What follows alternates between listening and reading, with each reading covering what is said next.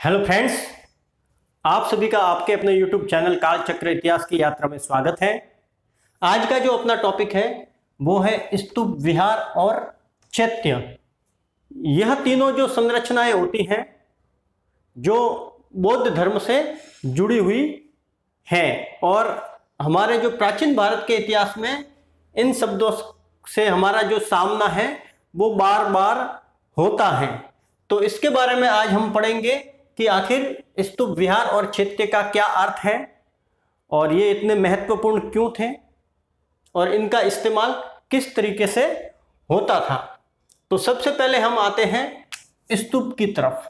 स्तूप का अर्थ, ऐसा कहा जाता है या माना जाता है कि जब महात्मा बुद्ध वृद्ध हो गए थे तो उनके जो प्रधान शिष्य थे आनंद, उन्होंने एक बार उनसे पूछा कि हे भगवान, हम आपकी मृत्यु के बाद में आपके जो अवशेष होंगे, अवशेष से यहाँ तात्पर्य है उनके जो नष्ट न होने वाले जो शरीर के अवशेष हैं, जैसे दांत हैं, हड्डियां हैं या बाल हैं, इस तरीके के जो अवशेष हैं उनका हम क्या करेंगे। ऐसा भगवान बुद्ध के जो प्रधान शिष्य आनंद थे उन्होंने ऐसा प्रश्न उनसे किया।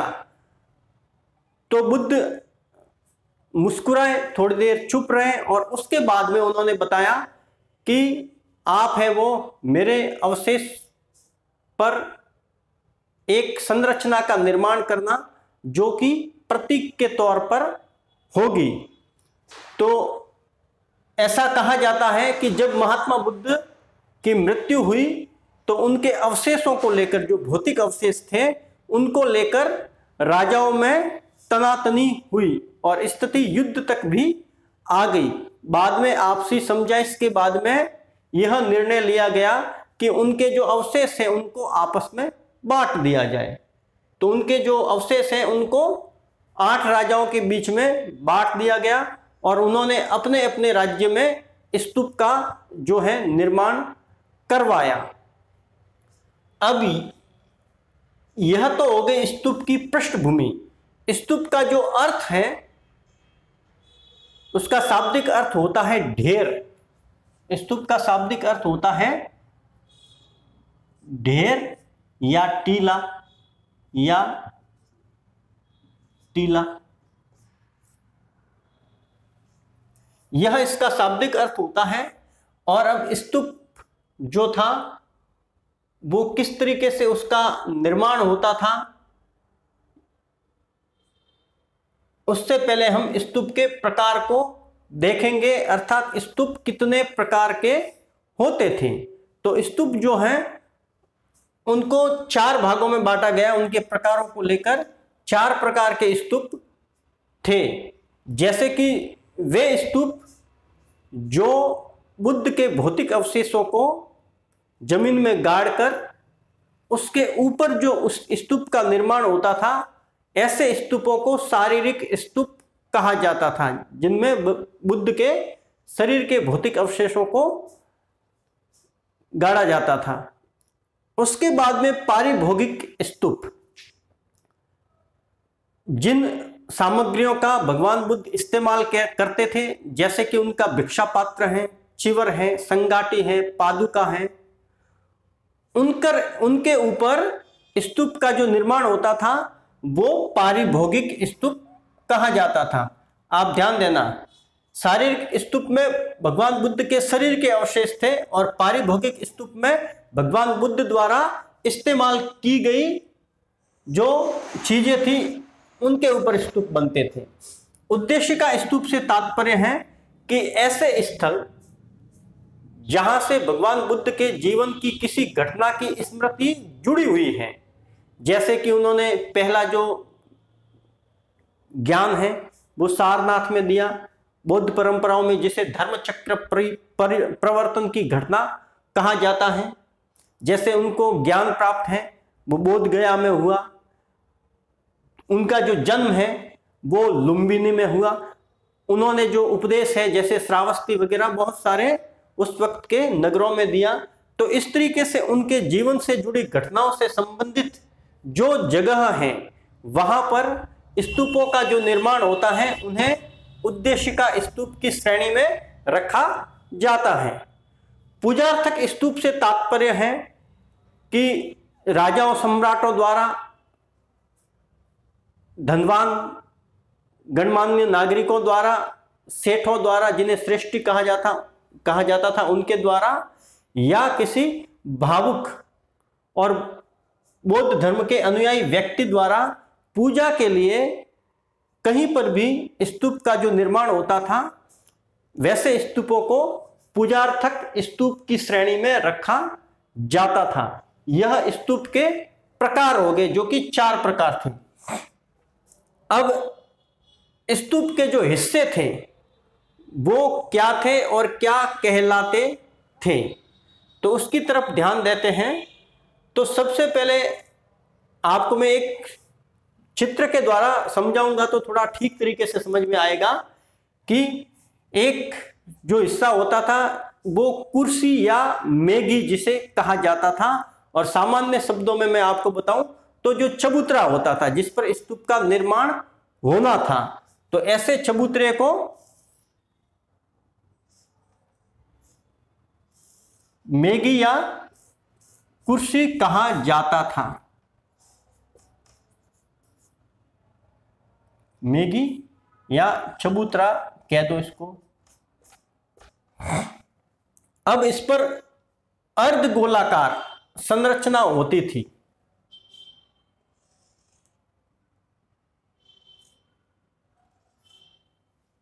इसे अंड कहा जाता था।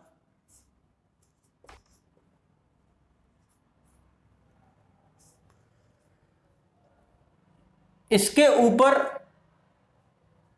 हर्मिका होती थी, इस तरीके से छज्जे नुमा होती थी।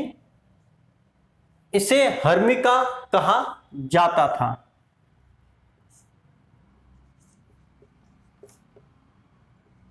इसे हर्मिका कहा जाता था। यहां से एक मस्तूल निकलता था जिसे यष्टि भी कहा जाता है, और इसके ऊपर छत्र होता था जो इस तरीके से होता था। इसको छत्र कहा जाता था। छत्र। ऊपर जाने के लिए सीढ़ियां होती थी। इस तरीके से ऊपर जाने के लिए सीढ़ियां होती थी। चबूतरे पर जाने के लिए इनको सोपान कहा जाता था। और जो स्तूप होता था उसको बाहरी दुनिया से अलग करने के लिए चारों तरफ जो होते थे, जिसे रेलिंग कहा जाता है या वेदिका कहा जाता है, रेलिंग या वेदिका कह सकते हैं, ये चारों तरफ इस तरीके से हुआ करते थे, बाड़े नुमा होते थे। जैसा कि आपने सांची के स्तूप को देखा हो, और नहीं देखा हो तो उसके जो फोटो को देखा होगा, तो उसमें सबसे बाहर की तरफ इस तरीके की संरचना होती थी। इसे वेदिका या रेलिंग कहा जाता था। वेदिका या रेलिंग कहा जाता था। अब बहुत सारे जो स्तूप थे उनमें जो वेदिका होती थी उसके बराबर चारों दिशाओं में द्वार होते थे। चारों दिशाओं में द्वार होते थे जिसे तोरण द्वार कहा जाता था। तोरण द्वार से तात्पर्य है प्रवेश का द्वार जो है। और यह आप सांची का स्तूप देखोगे तो इस तरीके की आपको संरचना दिखेगी। इस तरीके की आपको संरचना है वो दिखेगी जो रेलिंग के बराबर होती थी। इसे तोरण द्वार कहा जाता था।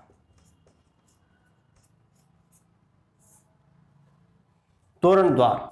तो यह स्तूप के हिस्से होते थे जिनसे मिलकर स्तूप का निर्माण होता था। अब जो मुख्य स्तूप है वो कौन कौन से हैं भारत में? तो एक है भरहुत का स्तूप। भरहुत का स्तूप परीक्षाओं में बार बार पूछा जाता है कि किसी स्तूप का नाम होता है और वो कहां पर स्थित है। तो यह जो भरहुत का स्तूप है यह सतना एमपी में है, मध्य प्रदेश में है। यह भरहुत का स्तूप है वो सतना जिले के, मध्य प्रदेश के सतना जिले में स्थित है। सांची का स्तूप, सांची के स्तूप का जो निर्माण है वो सम्राट अशोक ने करवाया था और यह मध्य प्रदेश के रायसेन जिले में स्थित है। यह मध्य प्रदेश की राजधानी भोपाल से लगभग 45 किलोमीटर दूर है। इसका निर्माण सम्राट अशोक ने करवाया था। कहा जाता है कि अशोक ने अपने जीवन काल में 84,000 स्तूपों का निर्माण करवाया था। फिर एक स्तूप है जो दक्षिण भारत में स्थित था और बड़ा ही महत्वपूर्ण स्तूप माना जाता था, जिसका नाम था अमरावती का स्तूप। यह अमरावती नगर में था और वर्तमान में आंध्र प्रदेश के गुंटूर जिले में स्थित है, कृष्णा नदी के किनारे। एपी आंध्र प्रदेश के गुंटूर जिले में अमरावती का स्तूप है। यह सफेद संगमरमर से बना हुआ था। हालांकि आज इसके हमें जो है वो अवशेष नहीं मिलते हैं। इसकी खोज 1854 में हुई थी, सांची की खोज 1818 में हुई थी। इन दोनों की जो कहानियां हैं वो बड़ी दिलचस्प हैं। अमरावती के स्तूप की खोज होने के बाद में इसके जो हिस्से थे जो जमीन पर गिरे हुए थे, उन हिस्सों को उस वक्त जो ब्रिटिश शासन था, तो ब्रिटिश शासन के बहुत सारे जो उस वक्त के अधिकारी वगैरह थे वो उन हिस्सों को या तो अपने अपने घरों में सजाने के लिए ले जाते थे। कई हिस्से हैं वो बंगाल में रॉयल एशियाटिक सोसाइटी तक पहुंच गए और कई हिस्से ऐसे थे जो इंग्लैंड और फ्रांस तक भी पहुंच गए। तो इस तरीके से जहां अमरावती स्तूप था उसका जो प्रभाव है, उसकी जो गरिमा और गौरव है वो वर्तमान में हमें देखने को नहीं मिलता है। जबकि जो सांची स्तूप है वो इस तरीके की कुत्सित हरकत से बच गया और सांची स्तूप है वो अपने निर्माण के स्थल पर आज भी हमें मौजूद मिलता है। एक स्तूप है जिसे धमेक स्तूप कहा जाता है। धमेक स्तूप सारनाथ में है। सारनाथ उत्तर प्रदेश में। इसका निर्माण गुप्त शासकों ने करवाया था। तो ये जो स्तूप है ये महत्वपूर्ण स्तूप माने जाते हैं।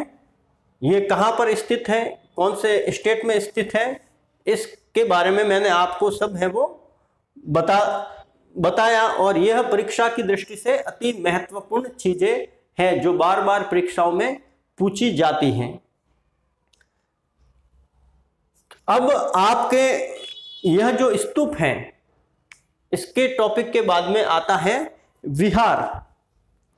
विहार से तात्पर्य है, वैसे इसके शाब्दिक अर्थ की तरफ हम जाए तो विहार से तात्पर्य होता है विचरण करना।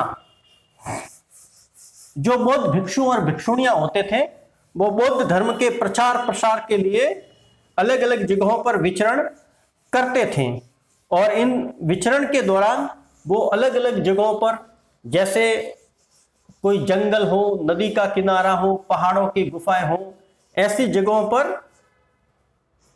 ठहरते थे और आगे बढ़ जाते थे। बाद में जब बौद्ध धर्म काफी फैलने लगा और बहुत से जो शासक थे जिन्होंने बौद्ध धर्म को अंगीकार किया, अपनाया, तो उन लोगों ने जो बौद्ध भिक्षु हैं उनके निवास के लिए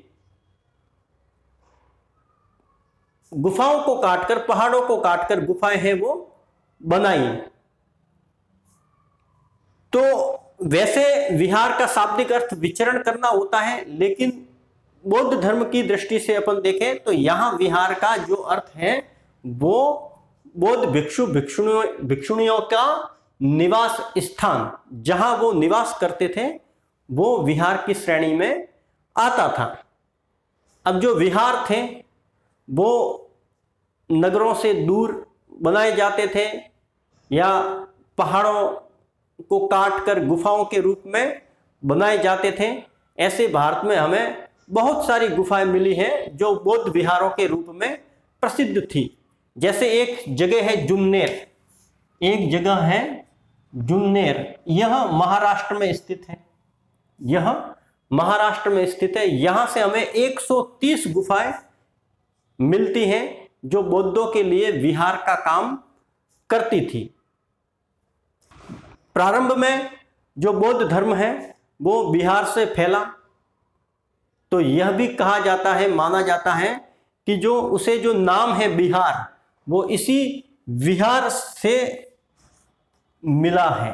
बिहार को जो बिहार नाम है वो इसी विहार से मिला है, क्योंकि प्रारंभ में जो बौद्ध धर्म है वो बिहार की भूमि पर फैला और फूला, और वहां पर बौद्ध भिक्षुओं की संख्या है वो ज्यादा थी और उनके जगह जगह पर निवास थे या विहार थे, इसलिए इसको विहार कहा जाता है। हालांकि जो वो प्रारंभिक विहार रहे होंगे वो कच्ची संरचनाएं रही होगी, इसलिए उनके अवशेष हमें नहीं मिलते हैं, लेकिन जो पहाड़ों को काटकर गुफाएं बनाई गई हैं वैसे अवशेष हैं हमें भारत में बहुत सारी जगहों पर मिलते हैं। जैसे जुन्नेर हैं, जैसे नासिक के पास में पांडु गुफा है, पांडु लैनी जिसे कहते हैं वो है। तो ऐसे बहुत सारे जगह हैं जहां से हमें विहार के जो है अवशेष मिलते हैं।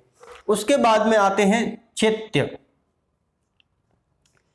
चैत्य से तात्पर्य है जैसे किसी भी धर्म के जो पूजा स्थल होते हैं उसी तरीके से बौद्धों के पूजा स्थल को चैत्य कहा जाता है। चैत्य एक हॉल नुमा संरचना होती थी जिसमें अक्सर बौद्ध भिक्षु और भिक्षुणियां ध्यान किया करते थे, और यह चैत्य होते थे वो नगरों के कोलाहल से दूर होते थे, पहाड़ों आदि पर होते थे या पहाड़ों को काटकर बनाए जाते थे। इस चैत्य के अंदर स्तूप नुमा संरचना होती थी। चैत्य का जो हॉल होता था, भवन होता था, उसके अंदर एक स्तूप नुमा इस तरीके की संरचना होती थी, या बुद्ध की मूर्ति भी हो सकती थी, और उस पर एक लाइन में बहुत सारे स्तंभ हैं वो इस चैत्य में होते थे। उसके अंदर जो बौद्ध भिक्षु हैं वो पूजा अर्चना करते थे और अपना ध्यान करते थे। चैत्यों में सबसे महत्वपूर्ण जो उदाहरण हमें मिलता है वो मिलता है कार्ले के चैत्य का। कार्ले और भाजा के चैत्य हैं, कार्ले और भाजा के चैत्य।